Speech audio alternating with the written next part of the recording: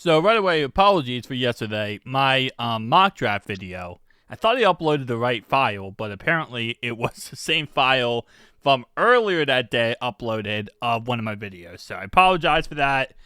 I will be doing another mock draft video in the future, and within either today or tomorrow. So that will be on the channel. But holy moly, this has started so much spark of controversy. So about when Joe Burrow first got injured, right?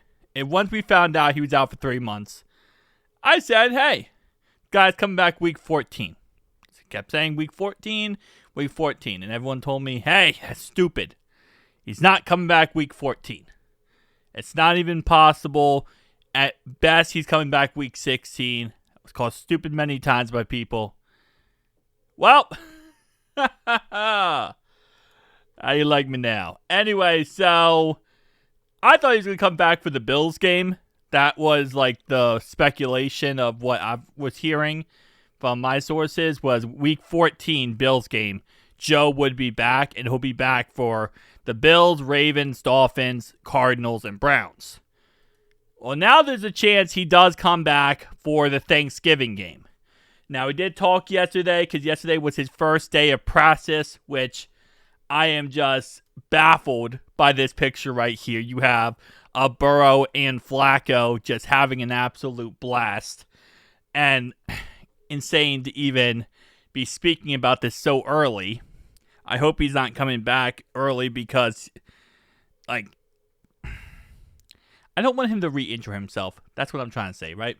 I hope he's not trying to force himself back to save our season and re-injure himself potentially. That would be obviously the worst case scenario.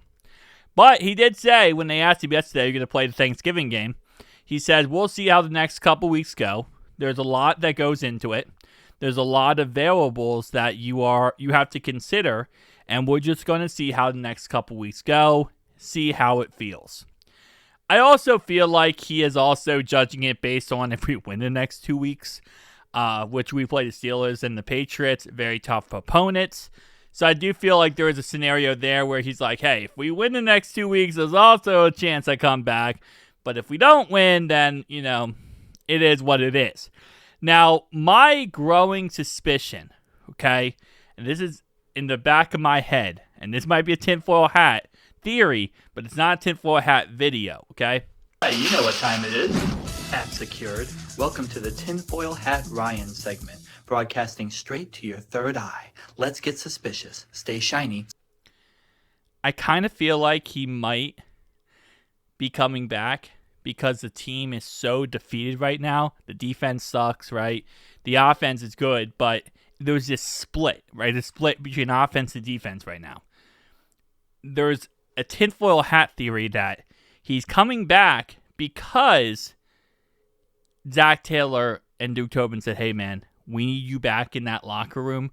We need you back on that practice field because it's going to give a charge to the defense. And maybe, just maybe, they'll start playing better because their leader is back. Now, I would agree with that theory if Jake Browning was still quarterback. But Joe Flacco's been doing really good. So, maybe, just maybe that's the case. Obviously having Joe Burrow back changes the atmosphere of the team. It makes the team feel a lot more confident. Obviously having your leader back in the building and back playing is always a good thing. So, maybe that's the case. I don't know.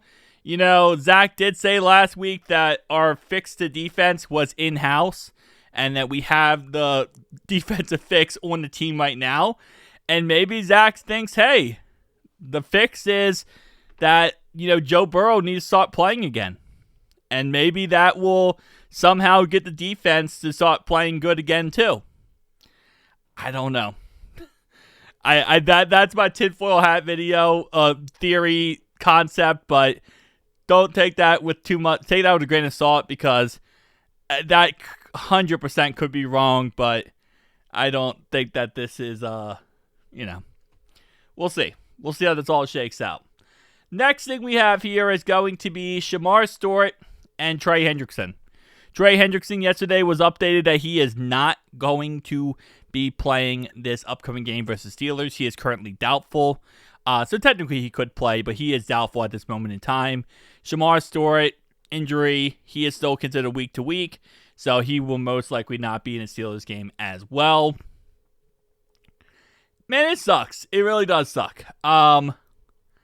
First practice bye week noted that the first round pick wasn't there, and yeah, he's injured still. So it sucks to see that, especially given, we need somebody to be able to rush the passer, and we're about to play a very tough 2 games versus the Steelers and Patriots. I still think we're going to beat the Steelers. Patriots game, I still think is very tough, and we'll see how that ends up working out. Sorry for the quick cut, but yeah, we need those 2 guys out there. It sucks we're not going to have them for the Steelers game. Hopefully we have them for the Patriots game. Every single game is going to be tough from here out. We play the Steelers, Patriots, Ravens twice, Bills, even the Dolphins, who just beat the Bills. That's going to be a tough game. Cardinals game, doesn't seem like it's going to be a tough game. It's an NFL team. It's the NFL. Every game is tough. There's no gimmies. Browns game as well. So, it will be nice to have Burrow back. I don't know how much that fixes the defensive issues, unless Joe Flacco is now going to start playing safety maybe. But I guess we'll kind of see how this shakes out. Last thing I'll leave you on today, guys, is going to go ahead and be a very interesting graphic, but an interesting stat. So this right here comes in for PFF.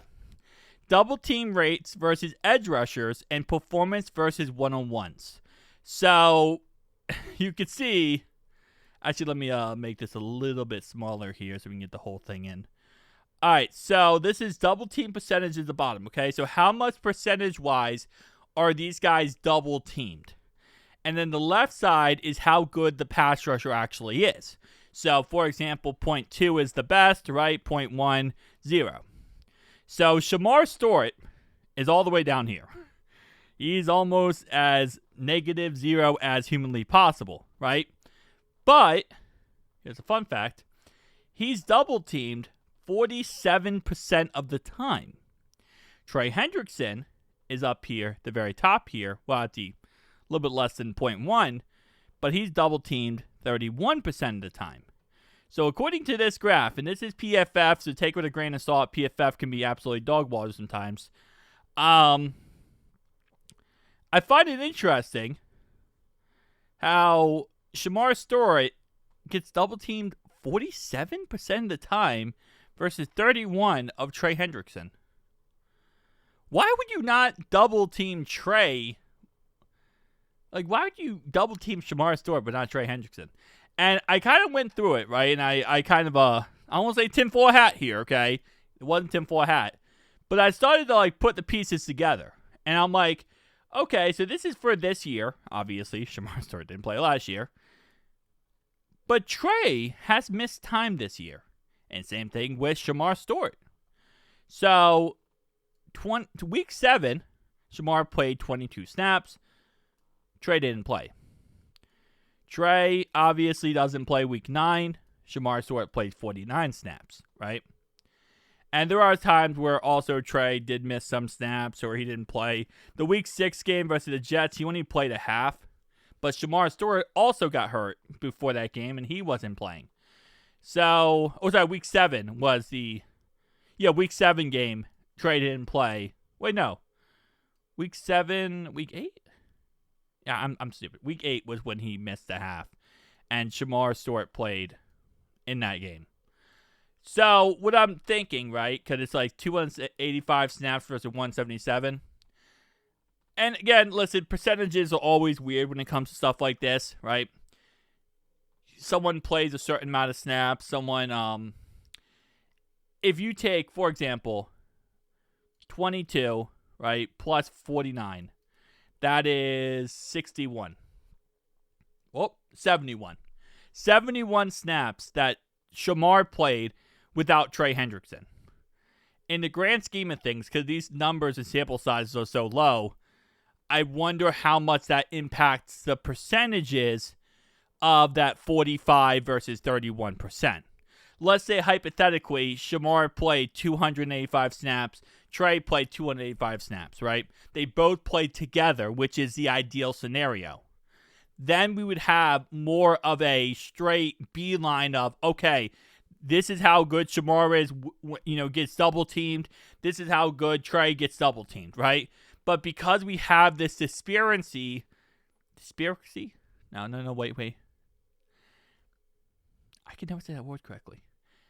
Because we have this... Hello, students. Here's our next word of the day in May. It's discrepancy. Alluding numbers. Maybe. We have outliers. Okay? Week 7 is an outlier. Week 9 is an outlier. So, if that's the case...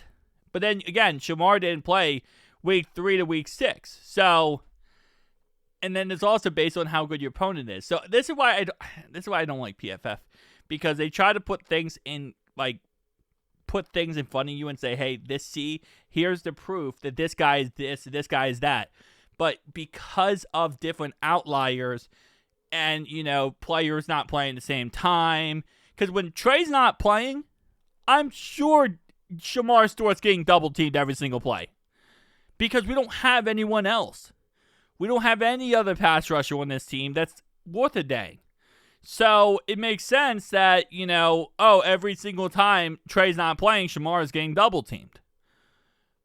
So, yeah, and then when Shamar plays, then, yeah, I'm sure there are situations where Trey will get single man and Shamar will get double teamed. But there's also situations probably where Shamar will get single man and Trey gets double teamed. So, yeah, anyway, tell me down below your thoughts, opinions. That's not a tinfoil hat one. That's just I think, Mythbusters, but Ryan edition. See you guys in the next one.